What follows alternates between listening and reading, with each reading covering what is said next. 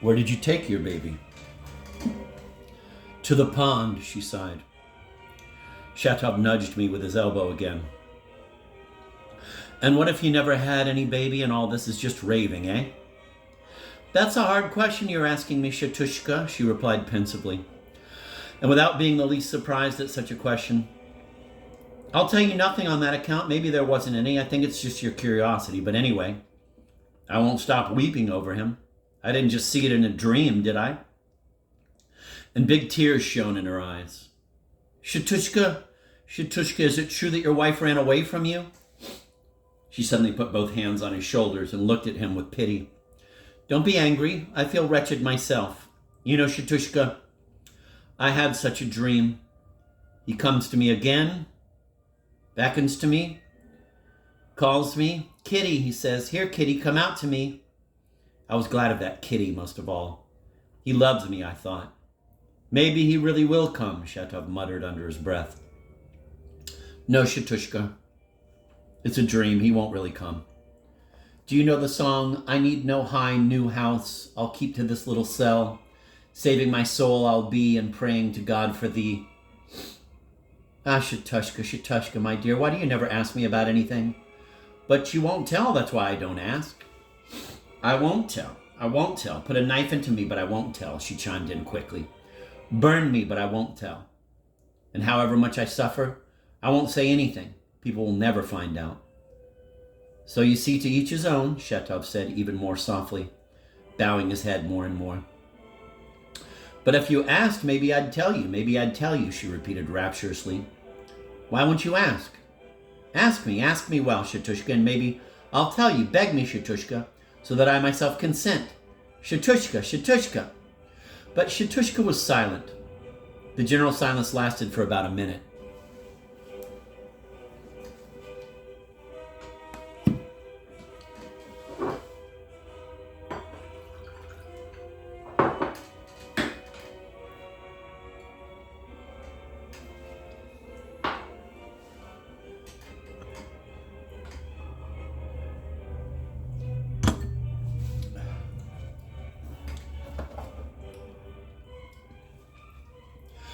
Tears quietly flowed down her white, made-up cheek. She sat with both hands forgotten on Shatov's shoulders, but no longer looking at him.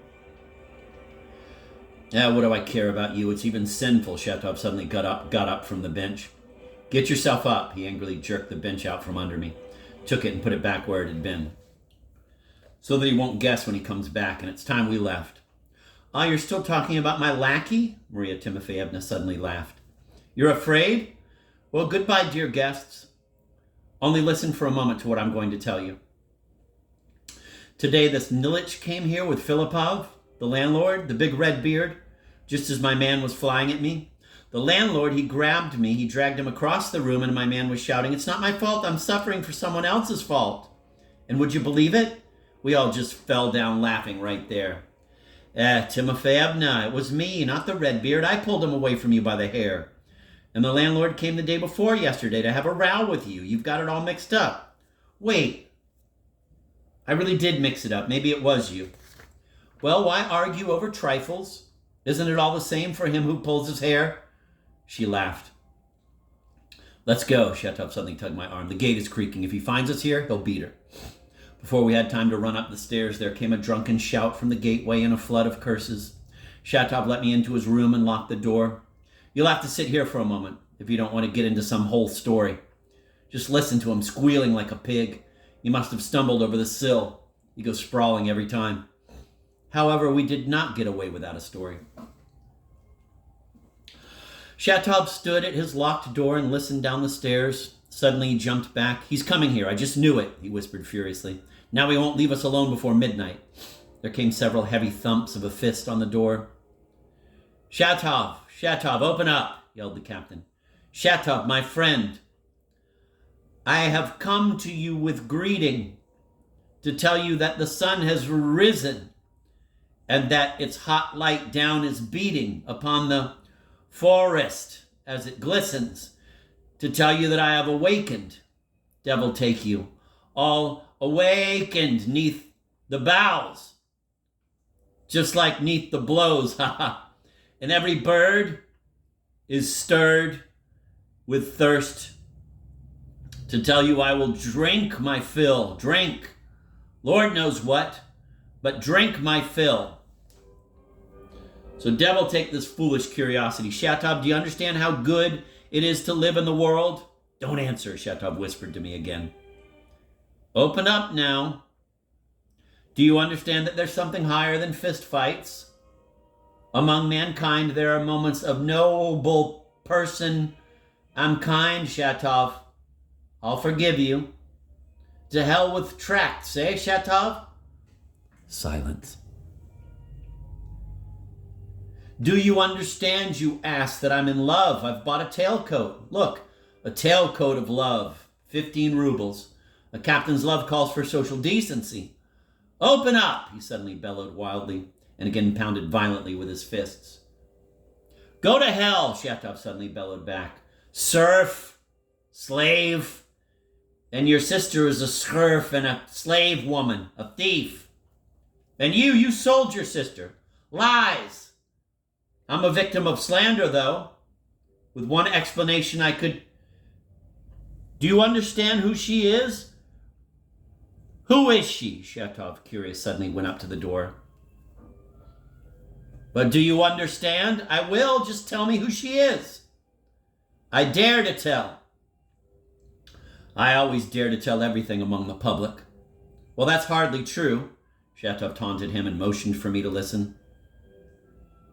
I don't dare? I say you don't. I don't dare. Go on, speak, if you're not afraid of the master's rod. You're a coward, captain or no.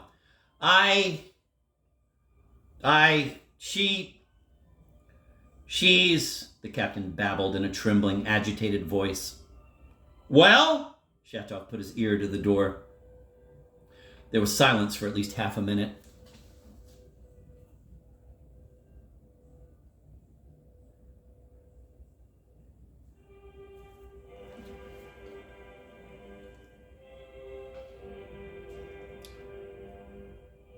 Scoundrel! Finally came from beyond the door, and the captain quickly retreated down the stairs, puffing like a samovar and stumbling noisily on each step. No, he's cunning. He won't let it out even when he's drunk. Shatov stepped away from the door. But what is all this? I asked. Shatov waved his hand, opened the door, and again began to listen down the stairs. He listened for a long time. He even went quietly down a few steps. Finally, he came back. I don't hear anything. There was no fight. He must have dropped off at once. It's time for you to go. Listen, Shatov, what am I to conclude from all that? Conclude whatever you like, he answered in a weary and disgusted voice, and sat down at his desk. I left. An incredible idea was growing stronger and stronger in my imagination. In anguish, I thought of the next day. That next day, that is the same Sunday on which Stepan Trifimovich's fate was to be irrevocably decided, was one of the most portentous days in my chronicle. It was a day of the unexpected, a day of the unraveling of the old and the raveling up of the new, a day of sharp explanations and of a still greater muddle. In the morning, as the reader already knows, I was obliged to accompany my friend to Varvara Petrovna's at her own stipulation, and by 3 p.m, I had to be at Lizaveta Nikolaevna's in order to tell her about what I did not know and to assist her in what I did not know, and yet it all resolved itself in a way no one could have imagined. In short, it was a day of surprisingly converging accidents.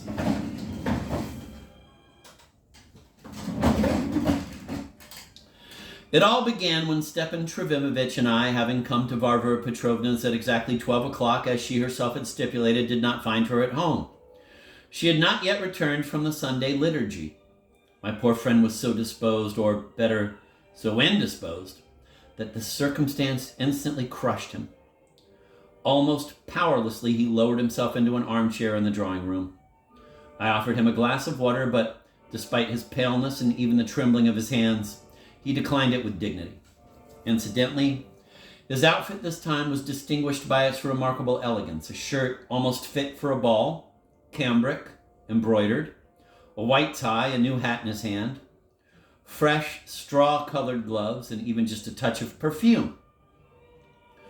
No sooner had we sat down than Shatov entered, shown in by the valet, also clearly on official invitation. Stepan Trofimovich rose slightly to offer him his hand, but Shatov, after looking at the two of us attentively, turned to the corner, sat down there, and did not even nod to us. Stepan Trofimovich again looked at me timorously. We sat for a few more minutes in complete silence.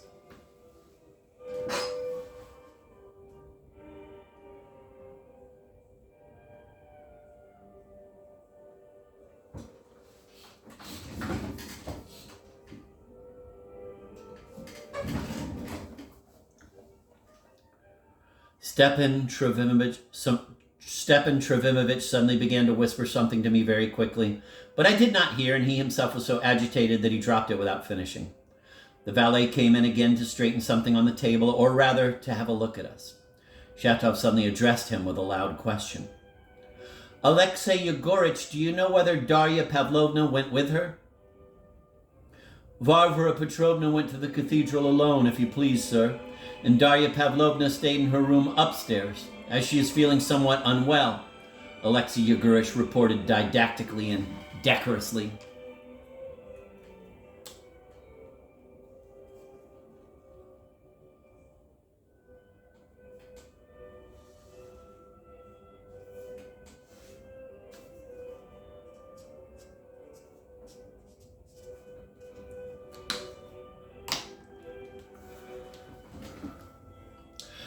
My poor friend again glanced at me furtively and anxiously, so that I finally began to turn away from him. Suddenly a carriage clattered up to the entrance, and a certain distant commotion in the house informed us that the hostess had come back.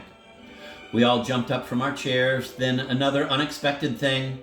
The sound of many steps was heard, which meant that the hostess had not come back alone.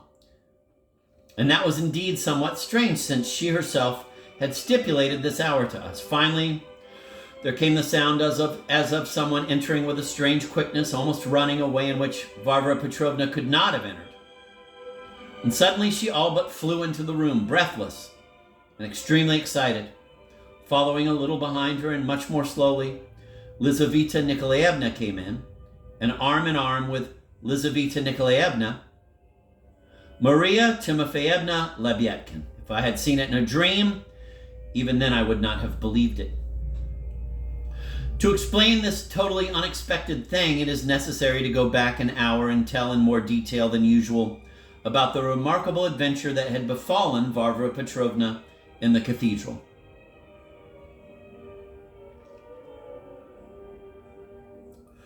First of all, nearly the whole town had gathered for the liturgy, meaning, that is, the upper stratum of our society. It was known that the governor's wife would be coming for the first time since her arrival here. I will note that there were already rumors among us that she was a freethinker and of, quote, the new principles, end of quote. It was also known to all the ladies that she would be dressed magnificently and with remarkable elegance, and therefore our ladies' costumes this time were distinguished by their refinement and splendor. Varvara Petrovna alone was, as usual, modestly dressed all in black. She had dressed thus invariably over the last 4 years. Coming to the cathedral, she settled in her usual place to the left in the first row, and the liveried footman placed in front of her a velvet cushion for kneeling. In short, all was as usual, but it was also noticed that this time, all through the service, she prayed somehow extremely zealously. It was even affirmed later, when everything was recalled, that tears even brimmed her eyes. Finally, the liturgy ended, and our priest, Father Pavel, came out to deliver a solemn sermon. In our town, his sermons were loved and highly valued. He had even been urged to publish them, but he could not make up his mind. This time, the sermon came out somehow especially long. And so it was that during the sermon, a certain lady drove up to the cathedral in a light, hired droshky of the old style, the kind on which a lady could only sit sideways, holding on to the driver's belt and swaying with the jolting of the carriage like a blade of grass in the wind. Such cabbies are still driving about in our town, stopping at the corner of the cathedral, for there were many carriages and even mounted police standing by the gates. The lady jumped down from the droshky and handed the driver 4 silver kopecks. "What, isn't that enough for you?" she cried out, seeing the face he made. "It's all I have," she added pitifully. "Well, God be with you, I took you without bargaining." The cabbie waved his hand, looking at her as if thinking, "And it would be a sin to offend you." Then he stuffed his leather purse into his bosom, touched up his horse, and drove off, followed by the jeers of the nearby cabbies. Jeers and even surprise also accompanied the lady all the while she was making her way to the cathedral gates amid the carriages and lackeydom awaiting their soon-to-emerge masters. And indeed, there was something unusual and unexpected for everyone in such a person suddenly appearing out of nowhere in the street among people. She was sickly thin and limped a little. Her face was painted with white makeup and rouge. Her long neck was completely bared with no kerchief or cloak, and she was wearing only a dark old dress despite the cold, windy, though clear September day.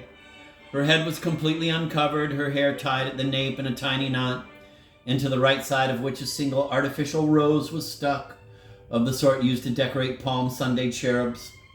I had noticed precisely such a Palm Sunday cherub with a wreath of paper roses in the corner under the icons the day before when I was sitting at Maria Timofeyevna's.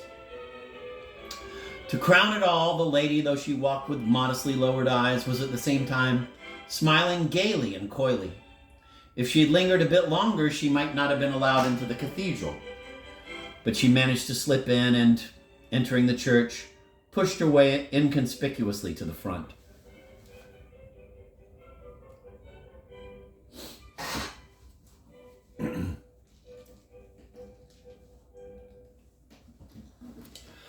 Though the sermon was at its midpoint and the entire packed crowd that filled the church was listening with full and hushed attention, nevertheless a few eyes glanced sideways with curiosity and bewilderment at the woman who had just entered.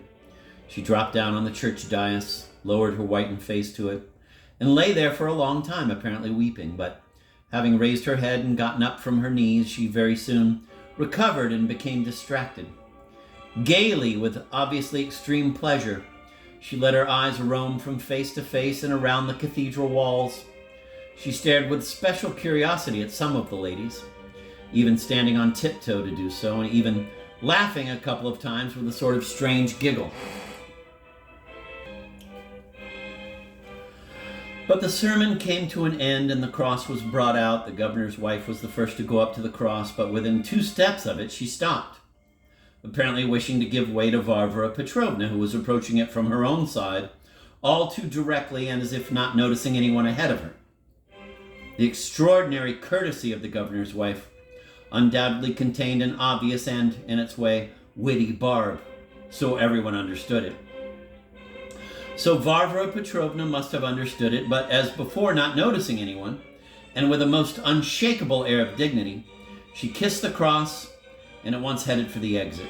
The liveried footman cleared the way, though people were all parting before her even without that. But right at the exit on the porch, her way was momentarily blocked by a closely packed crowd. Varvara Petrovna paused, and suddenly a strange, extraordinary being, a woman with a paper rose in her hair, squeezed through the people and knelt in front of her. Varvara Petrovna, who was not easily perplexed by anything, especially in public, looked at her imposingly and sternly.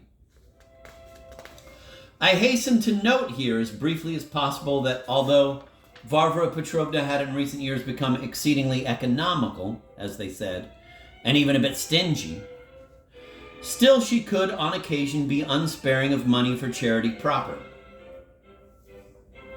She was a member of a charitable society in the capital. In a recent famine year, she had sent 500 rubles to Petersburg, to the main committee for the receipt of aid for the victims, and this was talked about in town. Finally, quite recently, before the appointment of the new governor, she had all but established a local ladies' committee to aid the poorest new mothers in our town and in the province. She was severely reproached among us for being ambitious, but the notorious impetuousness of Varvara Petrovna's character, together with her persistence, nearly triumphed over the obstacles. The society was almost set up, and the initial idea broadened more and more in the delighted mind of the foundress. She was already dreaming of establishing a similar committee in Moscow, of gradually expanding its activities through all the provinces. And then, with the sudden change of governors, everything came to a halt. And the new governor's wife, it was said, had already managed to utter in society a few pointed and, above all, apt and sensible objections regarding the supposed impracticability of the basic idea of such a committee, which, with embellishments, of course, had already been passed on to Varvara Petrovna. God alone knows what's hidden in men's hearts, but I suppose it was even with a certain pleasure that Varvara Petrovna now paused at the very gates of the cathedral, knowing that the governor's wife would pass by presently, and then everyone else, and let her see for herself how it makes no difference to me what she thinks or what further witticisms she may produce concerning the vanity of my charitable works. Take that, all of you. What is it, my dear? What do you ask? Varvara Petrovna looked more attentively at the petitioner kneeling before her. The latter looked at her with terribly timid, abashed, but almost adoring eyes, and suddenly smiled with the same strange giggle. What is she? Who is she? Varvara Petrovna glanced around at everyone there with a peremptory and inquisitive look. They were all silent. You are unfortunate? You are in need of assistance? I've come, the unfortunate woman prattled in a voice breaking with excitement. I've come just to kiss your hand. And she giggled again, with a most childlike look, as when children are being affectionate. In order to beg for something, she reached out to seize Varvara Petrovna's hand, but suddenly, as though frightened, she jerked her hands back. You've come just for that. Varvara Petrovna smiled a compassionate smile, but at once quickly took her mother-of-pearl purse from her pocket, took a 10-ruble bill from it, and gave it to the unknown woman. The latter took it. Varvara Petrovna was very interested and apparently did not consider the unknown woman as some common petitioner. 10 rubles, she gave her, someone said in the crowd. Your hand, please, prattled the unfortunate woman, firmly grasping with the fingers of her left hand the corner of the received 10-ruble bill, which was twirling in the wind.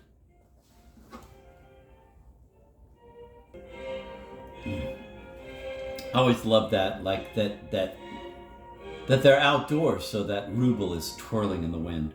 Your hand, please, prattled the unfortunate woman, firmly grasping with the fingers of her left hand the corner of the received 10-ruble bill, which was twirling in the wind.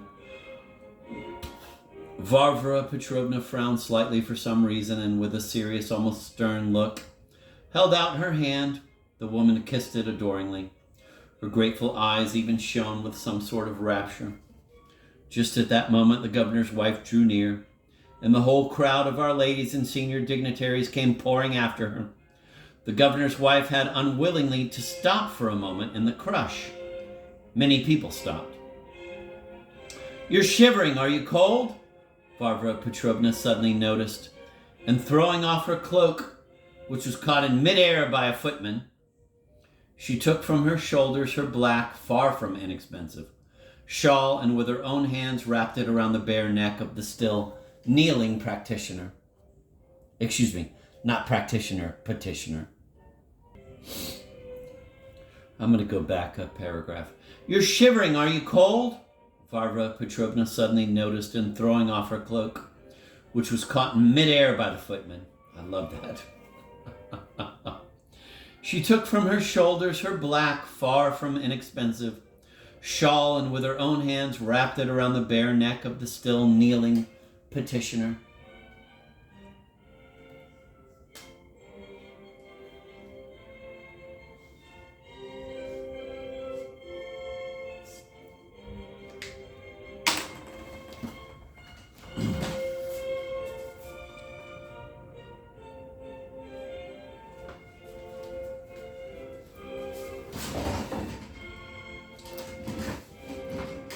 But do get up. Get up from your knees, I beg you. The woman got up. Where do you live? Doesn't anyone at least know where she lives? Varvara Petrovna again glanced around impatiently. But the former little crowd was no longer there. She saw familiar society faces gazing at the scene, some with stern surprise, others with sly curiosity, and at the same time with an innocent desire for a bit of scandal, while still others even began to titter. What an unbelievable summary of the goddamn crowd. Fucking believable.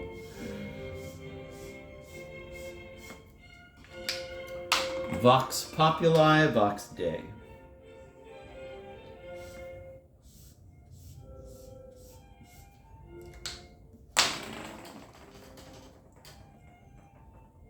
I'm going to reread that again. Where do you live? Doesn't anyone at least know where she lives? Varvara Petrovna again glanced around impatiently.